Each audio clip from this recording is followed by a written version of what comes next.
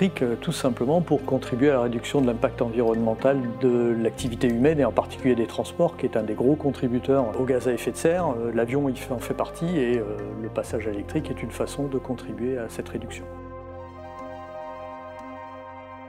La recherche aujourd'hui, elle travaille beaucoup sur les briques technologiques dont on a besoin pour la propulsion du futur, propulsion électrique du futur bien sûr, des briques pour l'hybridation de la propulsion, pour les parties électriques de cette propulsion, pour toutes les sources d'énergie utilisant de l'hydrogène, des piles à combustible, des batteries.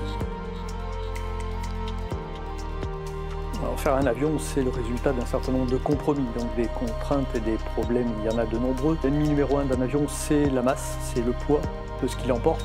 Et donc dans le domaine de l'avion électrique, ce qui va nous importer au premier chef, c'est la densité d'énergie. Dans ce domaine-là, l'électrique n'est pas forcément la solution la plus favorable.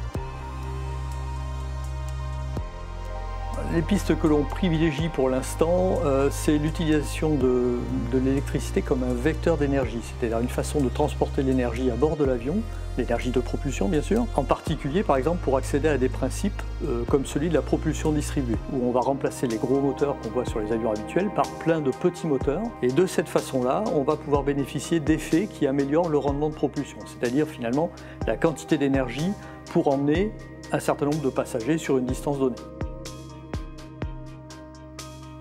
J'ai au moins un exemple en tête, c'est le projet Dragon de l'ONERA que l'on mène dans le cadre de Clean Sky, le grand programme européen dans le domaine aéronautique. Ce projet vise justement à étudier de manière plus détaillée le principe de la propulsion distribuée dont je parlais tout à l'heure et d'avoir une évaluation du gain en efficacité que l'on obtient à travers ce dispositif de propulsion électrique.